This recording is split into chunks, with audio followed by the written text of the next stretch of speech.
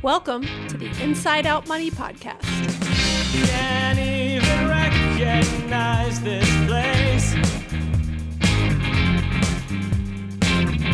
Too many pieces of our past mistakes. Hi, I'm Maggie, and I believe real change starts from the inside out. So let's work together to improve our money and our lives from the inside out. We will explore all things money and our relationship with it. Join me each week with a rotating set of co-hosts, friends, and interviews. Let's jump in. It's time,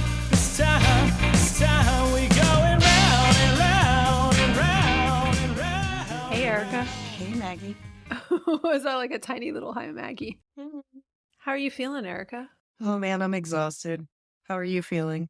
I've had a busy day. I almost feel like guilty saying I'm exhausted in early retirement, but I know you actually are feeling exhausted, and I think it's perfect timing to have this discussion about exhaustion. Yeah, I like talking about my fatigue regularly and my sleep problems, so let's talk about the Time article that I shared with you about exhaustion. Yeah. I mean, before we do that real quick, I'm just going to let yes. people know. No, it's fine. But in case you're like, who are these tired people? Welcome to the Inside Out Money Podcast. This is a personal finance podcast focused on redefining wealth from the exhausted inside out. Each week, I speak with a rotating set of co-hosts about a different financial topic to help you improve your financial mindset and tactics. Today, we've got co-host Erica here, who is one of my best childhood friends. We've been friends for like 30 plus, I don't remember how old we are, but a lot of years. Back when we used to have a lot more energy. Let's just say that. A lot of decades before we were exhausted. And we're going to talk about why we are all so exhausted.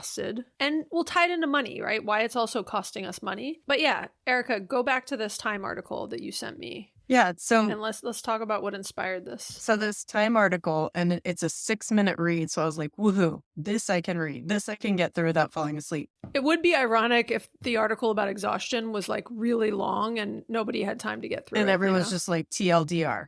I know, right? So, But either way, we're going to give you the TLDR version of it. right. Which is too long, didn't read. Right. And it's also 6 minutes. So take whichever version works best for you folks. But it is an article about what is coined the Great Exhaustion, which is something that came out of the Yeah, it's from like the Great Resignation, quiet quitting. There's a bunch of like recent kind of trends that, I don't know, inspired the point here. So during COVID, there was like the Great Resignation and quiet quitting, especially with how hard everyone was working. There was just an exaggerated and rightfully so level of stress that everyone was feeling during the pandemic. And a lot of people learned to prioritize what mattered to them, and potentially just, even if they didn't learn to prioritize it, they just did it.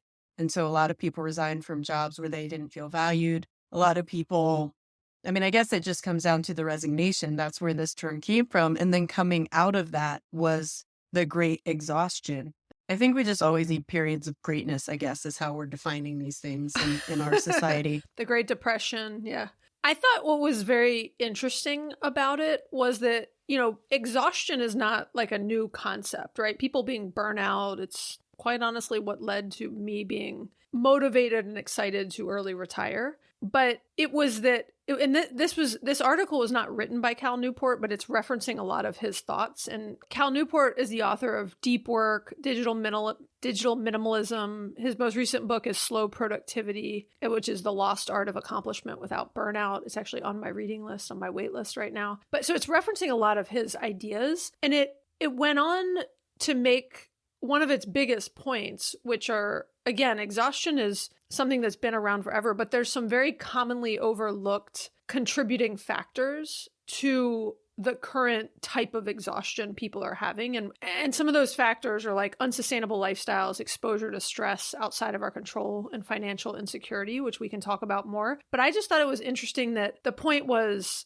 all of these facets of our lives, we've kind of normalized in a way. And as a result, we're almost like disregarding them. And I took it as a bit of a call to action, or I at least want to take it as a call to action to say, like, let's dig into these a little bit and not normalize them. Let's look at what we could do to it's not stop the cycle, but to better like manage and mitigate these factors. Yeah. And a lot of these things come about as a result of something else. So the Great Resignation was a backlash to hustle culture, which was for so long highlighted in work, like, I'm so busy, I just can't do this and that. And everyone's like bragging about how busy they are, how little they sleep. And that became normalized. And that was just weird in itself. And now people are learning boundaries, they're learning priorities, and just there are huge health risks and financial risks that accompany feeling burned out this way. And I think having that forced slowdown or forced stoppage that we had during the pandemic really allowed most people, not everyone could really take that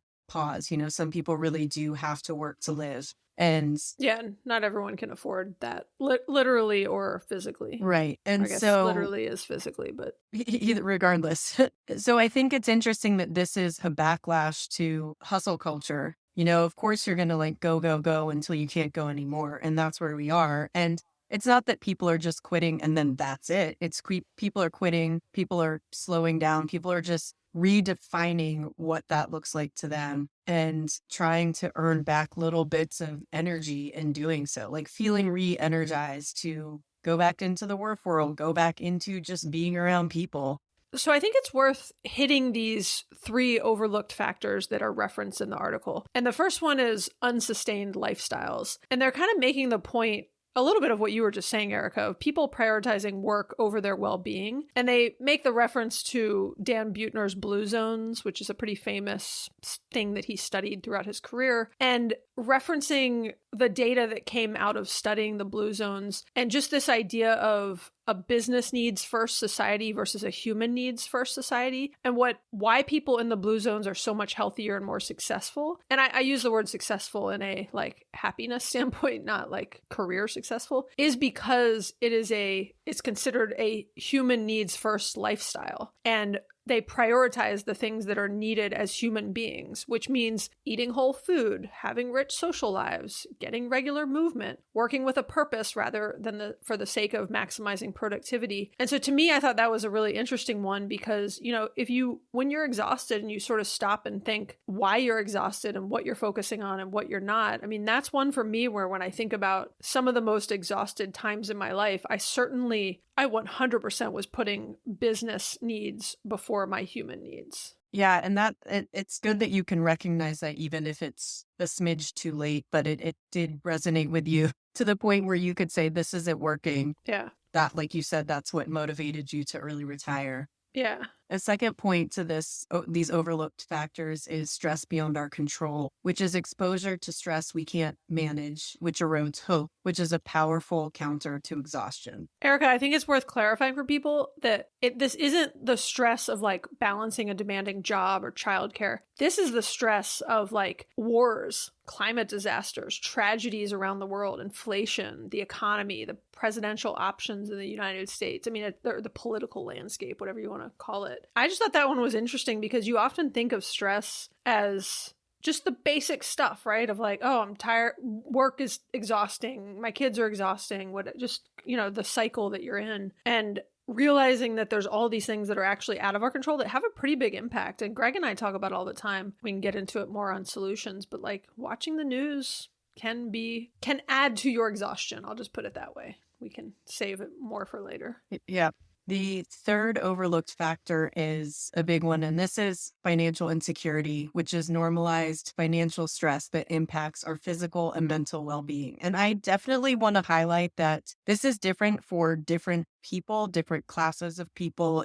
Given the inequities in our country, financial insecurity for you and me is very different for a majority of people in our country. You've talked about your bag lady syndrome, and that's certainly very real and something that you feel. But there's something to be said for people out there who are working multiple jobs just to kind of make ends meet. And so that's just a different level of added stress that you and I are fortunate enough not to experience or have experienced, but something that I can't even imagine the levels of stress that can add to a person's life, on top of everything we've already talked about, stress beyond our control, which probably ties in general with financial insecurity, because everything we're talking about, wars, elections, this all affects finances. Yeah, there's so many levels of this, and the article doesn't really address the point you just made around the levels of financial insecurity, if you will. They actually just kind of focus on a point that's been made a lot recently, or I'm at least hearing a lot recently in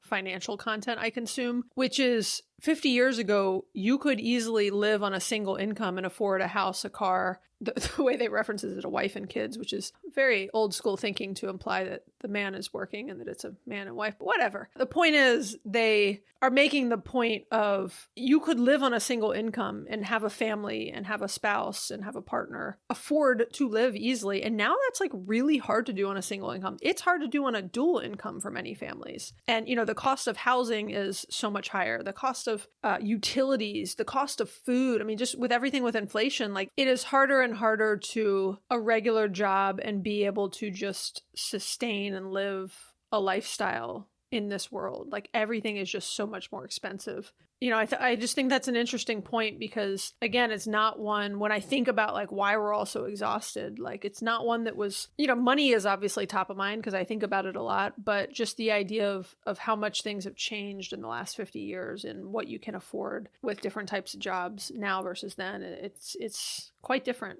Right. Things that used to be affordable just don't seem to be. Yeah, and we're saying that from a huge place of privilege also, right? So imagine, I think your point, Erica, earlier was like, imagine if you don't have the head start in life that we were both given. We had pretty similar upbringings, I would say, right? Mm-hmm. If you weren't given that head start in life and didn't have the safety net and the backups that we have, like if something were to happen to us and we lost our jobs or like even lost our homes, like we'd have places we could go with family and friends and other things. And so, you know, that is not a reality for many people. And so that's a whole nother level of exhaustion that, again, isn't even really covered in this article specifically, but is a point worth making. So I think on that point, that was what the article is about. It is very interesting. We'll put a link in the show notes to it. Again, it was On Time. In Time magazine, Time. not On Time. Well, it was timely. It was timely. in time. Yes. We could come up with a lot of timely puns right now, but we'll continue. So I think what's interesting is to further, since this is a financial podcast, let's further tie this into how exhaustion affects our finances. And we don't need to like belabor this. We can just, you know, make some of these points quickly and then get on to some of the action items, because I actually think that is what is most helpful for people. We know you're all exhausted. We'll actually try to keep this tight and not make you more exhausted. But some of the different reasons or some of the different ways that exhaustion actually impacts our finances.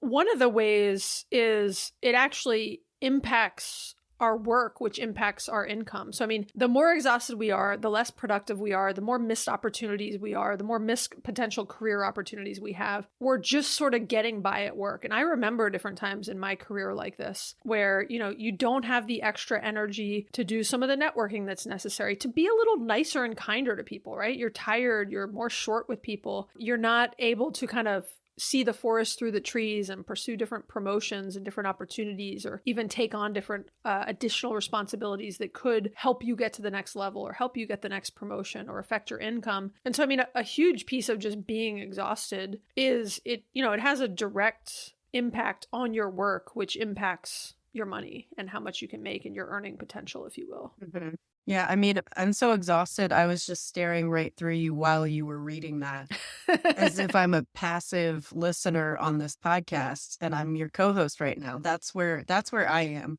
You can be both today, especially. We both also just got back from like spring break and are kind of getting back in the grind of things. And like we were discussing before we were recording, spring break and traveling with kids, it's not a vacation. It is a family trip, which is very different than having like time off. Mm-hmm.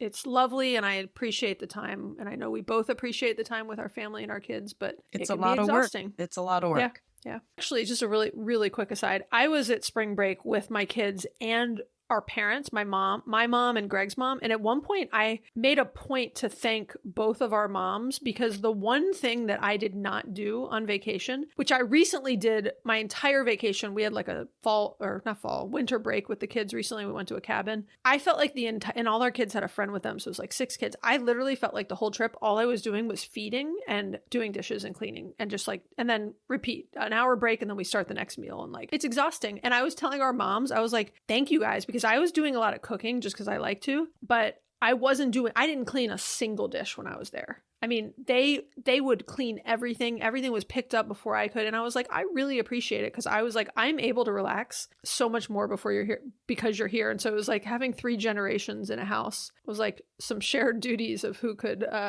take on the workload. That's nice. Anyways, it was nice. Okay, what else? How else is exhaustion affecting our finances? Yeah, we could get into the healthcare costs of it, because chronic exhaustion is a physical manifestation of everything you're experiencing in life. And so that can lead to health issues and medical expenses related to stress, sleep disorders. I can definitely speak to that, or other health conditions which can strain your finances. I think, another interesting one to me is impulse spending, and just, I know when I'm kind of more tired and more stressed, I make more impulsive spending decisions. And the term retail therapy is a real thing. I definitely used to order takeout a lot more and pick up food on my way home when I was working late, like a lot more when I was exhausted and working a lot. And I personally noticed those trends. And, that's a whole negative cycle, because, you are exhausted, so you're eating out more, and that food isn't great for your body. And then you feel worse. And so it's impacting your health. And it's just this whole,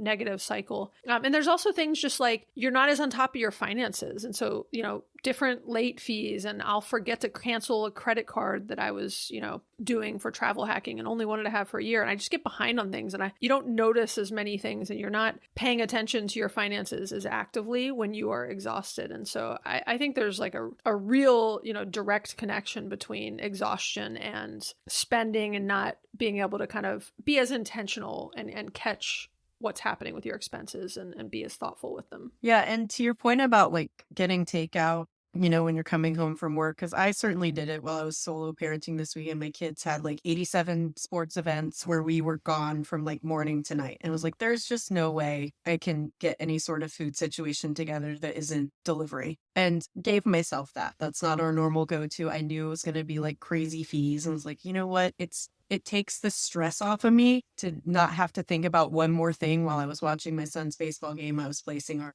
food delivery to be there while we got home, so there are some modern conveniences that are good. It's recognizing if that becomes a habit, like Maggie said, it starts to snowball into now you're eating poorly, you feel bad, it affects your sleep. And it all snowballs, which is what a lot of this stuff does. And so that's where I think a huge thing that goes with this is like creating space to the extent that you can, so that when things come up, you can dive into them. If you leave no room for, I don't even know what I'm trying to say, but if you leave no room for your schedule's packed nonstop margin.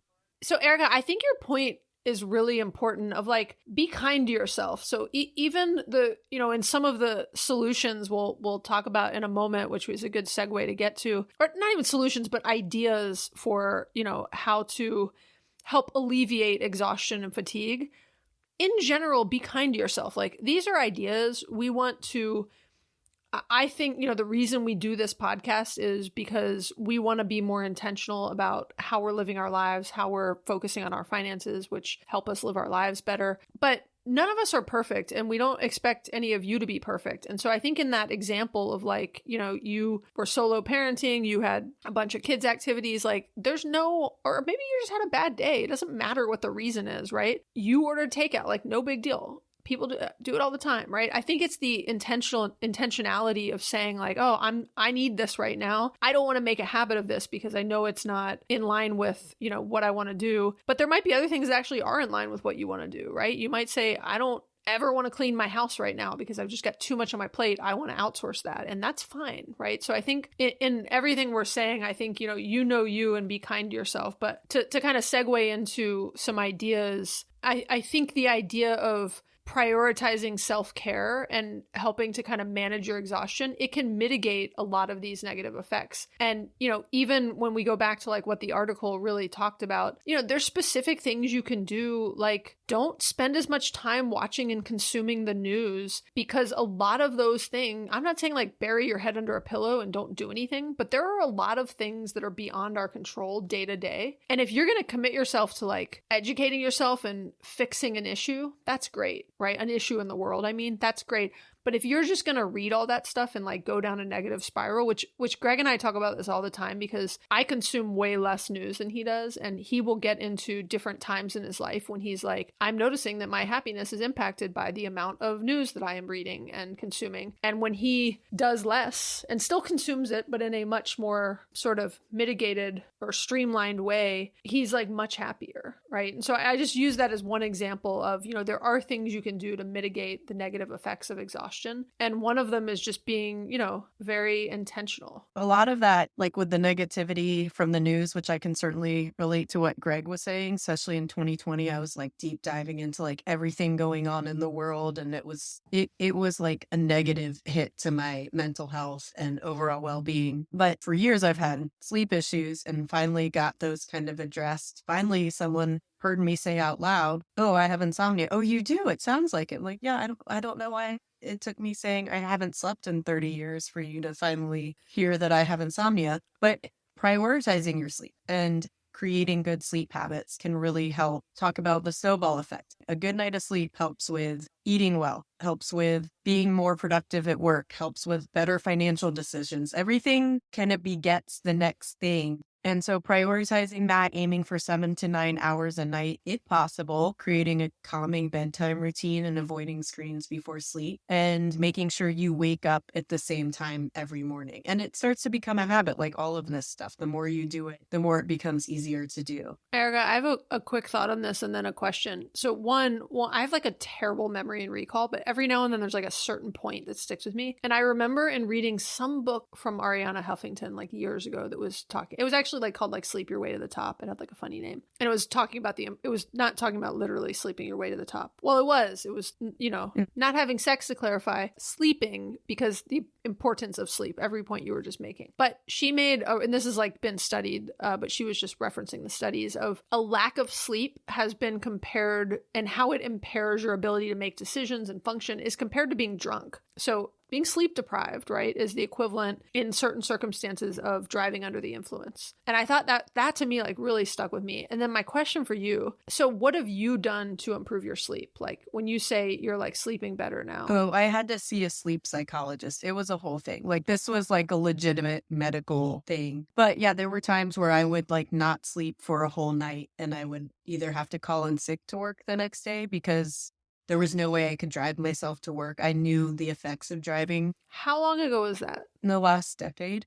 I mean, it went through phases, like in college, high school. I've had sleep issues since high school. And you think are the solutions like meditate? Like, you know what I mean? Like, is it medicine? Is it meditative? Is it all the things you just said of like having a routine and There's no one solution for everybody. It depends on the extent to which you are deprived. And mine became a habit over so many years. So the sleep psychologist was helping me break that habit and breaking what I thought I knew I was supposed to do. So that's why there's no one, oh, you're supposed to do this. Everything's different for each person. Yeah. But I can attest to prioritizing sleep, and I'm like a much happier person. I'm more grounded in making decisions throughout the day, just a kinder person to be around, hopefully. I'm glad you've been able to improve. I shouldn't say fix that because I think it's probably never fixed, but like improve that. And I think your example of seeking professional help is a really good one because there's a lot of things in these things we're talking about where you can do some of this stuff on your own. And then sometimes you can't. You hit a wall, and there is a lot of value in investing in professional help. Yes, I think, and yeah, professional help, period. So I think one of the biggest things to help with your exhaustion levels, and I hear this primarily in women and other mom friends, including you who I talk to, is setting boundaries. There's this thing that happens where a lot of us feel like we just have to say yes to everything. For example, the other day at my son's baseball game, the umpire was like, "We are short on umpires. We'll do training. Would anyone want to do it?" I'm like, "Oh, I could be an umpire." And I'm like, why would I sign up for this? Why would this go through my head? Oh, I love I it. have no love the, time. like, I could be an umpire. I would say the same thing. Right. And then I would like resent myself and kick myself the entire season while I'm fucking, I don't even know what umpires do, but I think you're literally getting balls thrown at you. Aren't you like standing there You covered are getting in gear? hit by balls. And It sounds terrible. Like these Okay. are fourth grade boys who like do not know how to pitch. So their aim is, at your face. yeah. Yeah. I would just be in like in one of those inflatable Halloween costume suits to take all. Did you have that moment before you signed up? I Like, didn't. you're not an umpire. I didn't sign up Okay. for the umpire. No, Okay. I Well, didn't sign up. congratulations. I was like, oh, this guy needs help. We should do it. And then every mother I talk to, and I'm sure it's men too, but it seems to be a trend with women where women have a tendency to say yes to everything and overcommit themselves. And I've had multiple conversations in the last few days of, I don't know why I signed up for this or that. I'm just so exhausted. I just felt like I needed to contribute. It's like, you're contributing by like taking your kids to do these things. You're contributing by being hopefully an active, positive member of society. Of society. So learning to set those boundaries and having the foresight to say, you know what? Probably not a great idea for me to sign up to be an umpire. Why would I ever think that should be something that I would do? But outside of setting boundaries around becoming an umpire in your free time, learning to do it at work. There's this thing called non-promotable work that women end up getting roped into at work. I did a lot of non-promotable work. I at did work. too. I mean, sometimes it was promotable. It was hard to differentiate at times, but I did a lot of things which were like appreciated, but not compensated, you know? And it takes more of your time, and it takes probably more of your time away from what you actually want to be doing. So to assess that value of like, do I actually want to do this? Is this something I'm going to, like you said, Maggie, resent myself for later? It works. Sometimes it's a little harder, but learning to have that relationship to try to set boundaries or just in life in general. I mean, I think now over the last few years, we've been given permission to set boundaries and people are now learning to use their voice to do that. And it's amazing. It's huge. Like I'm doing it and I feel so much better. I'm just creating more space for myself in my life to allow room for the things that I actually want to be doing. I am terrible at setting boundaries. You So I'm definitely not sure are. anyone wants to take advice from me. But one thing I will say that, like, if you need to sort of have some baby steps towards setting boundaries. Now, I will say, like, since you called me out and agreed that I'm terrible at setting boundaries, it comes from a good place. Like, I want to help and I know how to do a lot of things. And so I want to, like, anyways, one thing that I noticed and kind of learned at some point was an easy way to set boundaries, and it won't stop all of them, but it will stop some of them. Like, it could have stopped the umpire situation. Is there are times when I was too fast to raise my hand or too fast to even reply to an email. And I would slowly learn, you know what? I don't need to be the first person to reply. Let me wait and see if some other people can work this out. And then if they can't, I will step in and help, especially as I was often like more senior than other people on some email chain. And so I don't need to like jump in with the answer. I could let other people figure it out and then be there to help if they can't. And I could be there like at school if they really can't. Sometimes like a sign up genius goes out and they need people to do stuff. I don't have to be the first to sign up. I can wait. And if they're really struggling and if there's a third plea that comes out, and I feel bad because I've been on the other side of the people making the pleas for help. So I want to help. But there's times when I am overcommitted and I just can't do it all and it's not helpful to them or me. And I just don't need to be the first person to sign up. I can wait until there's a final plea of like, hey, we really need some help. And then I can be like, okay, on this one, like they're clearly struggling. I'm going to learn how to be a fourth grade baseball umpire. Yeah, no, that's a really good point. I've been learning that myself too. And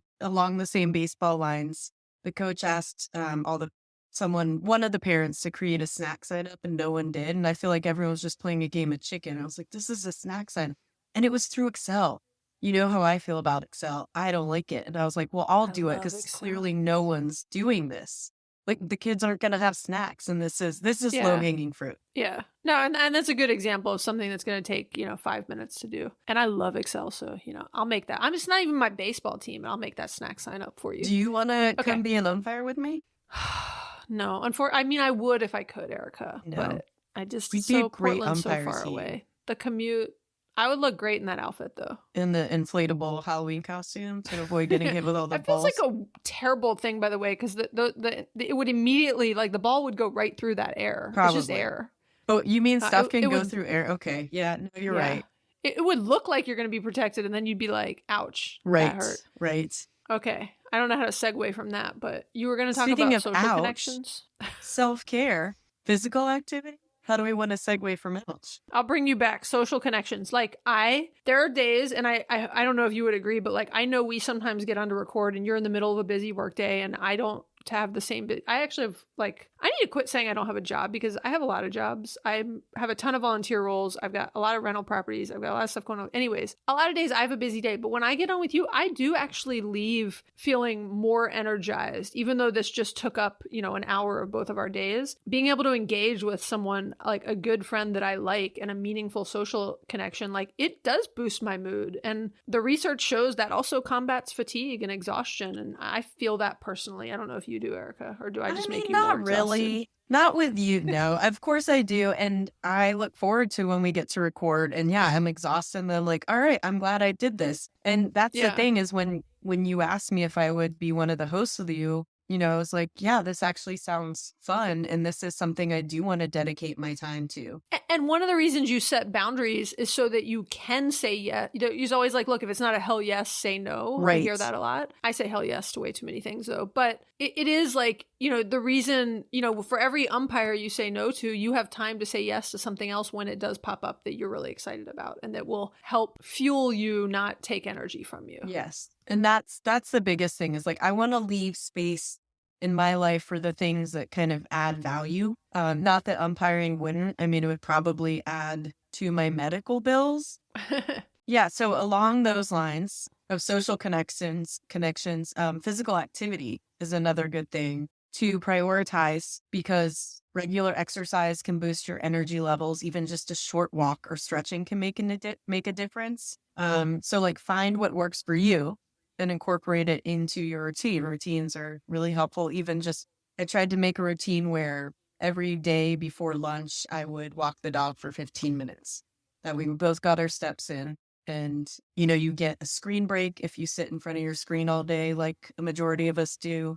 Get out in nature. Yeah, I think that's a great point. And all of this stuff is backed by a ton of research. So it's not just our opinion. Like physical activity, even when you feel exhausted, will actually make you feel better in the short and long term. And I think nutrition's the same way. So it doesn't always, the more stressed you are, the more you crave a lot of junk food and processed food. But that stuff makes you feel crappy and even more exhausted. And this is all backed by science and massive amounts of research and data. But you eating more whole foods, like real whole foods, less processed foods, like prioritizing fruits and vegetables and lean proteins and whole grains and staying really hydrated and limiting your caffeine and alcohol and sugar, like that will make you feel better 100%. There is no way it won't make you feel better in the short term. The first 24, 48, 36 hours, 72, I can't do math, whatever. First few days, it's might feel crappy because your body is getting adjusted. I always feel better when I'm eating better. And that is not just my opinion. That again is a fact backed by Science. the science, the science community. Science. Yeah. Period. And the better you eat and the more physically active you are, the better you sleep. The better you sleep, Yep. the better choices you make throughout your day.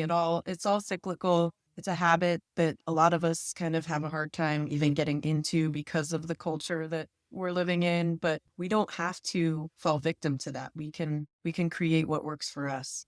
On that point, the just prioritizing self-care in general, and self-care is going to be different to everybody, but like scheduling downtime to be able to recharge, if that's reading, spending time on different hobbies you have. Self-care for you could be that you really enjoy going for walks. And so maybe some of your self-care happens to align with physical activity, but it may not. But just scheduling time. And I think the important thing to just kind of wrap this up on is like self-care is not selfish. It is incredibly essential for your physical, mental, emotional well-being. And the more intentionality and focus you put on your physical, mental, emotional well-being, the less exhausted you will be. And, we talk about intentional spending all the time. That same concept can be applied to how you are living your life, and taking some time to stop and think about what's working for you and what's not, and how you want to make changes in your life, and then doing some, thoughtful actions to move forward in the direction you want to move towards and not in the direction you don't want to move towards, I think is incredibly important. And to me is, there's no silver bullet to exhaustion, but there is the idea of being more mindful and more intentional and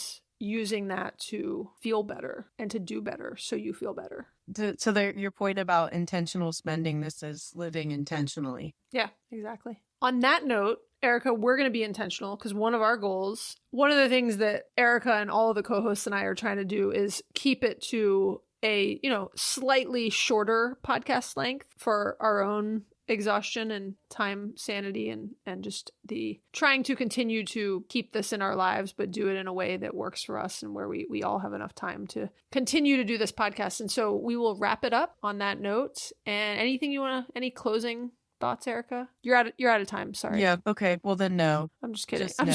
just kidding. Go ahead. No, I don't. What you got? I was trying to think of something, but no. No, I think we said it all. Okay, we did. We did it all. Okay, well, we appreciate you all listening. We know your time is limited. Like we said, you're probably exhausted, and we appreciate you taking some of your limited time and spending it with us. If you've enjoyed this episode and you're not too exhausted, you could leave us a written review on Apple Podcasts or Spotify. And look, if you are too exhausted, don't do it. It's fine. You don't have time. Go do something else. But if you do it, we really appreciate it. And we encourage you to also share this with a friend or family member to encourage ongoing discussions about funny money, and exhaustion. These are topics that we can discuss with the people in our lives. You've got an exhausted friend, send this podcast to them. Yep. And then have like a connect, be like, let's go have, I'm being serious. Like, let's go have coffee and let's like prioritize some social connection and, make some commitments to each other to set boundaries and practice self-care and all that good stuff. Go to yoga and get some coffee and then go take a nap. And then subscribe to the Inside Out Money podcast, wherever you listen to podcasts. Okay. Well, if you have any thoughts or questions, we always love to hear from you. You can leave us a voicemail or text us at 404-981-3370 or hit us up on Instagram. Okay. Thanks, Erica. I am actually less exhausted after talking to you. Me too. Thanks, Maggie. Bye. We're going round and round and round.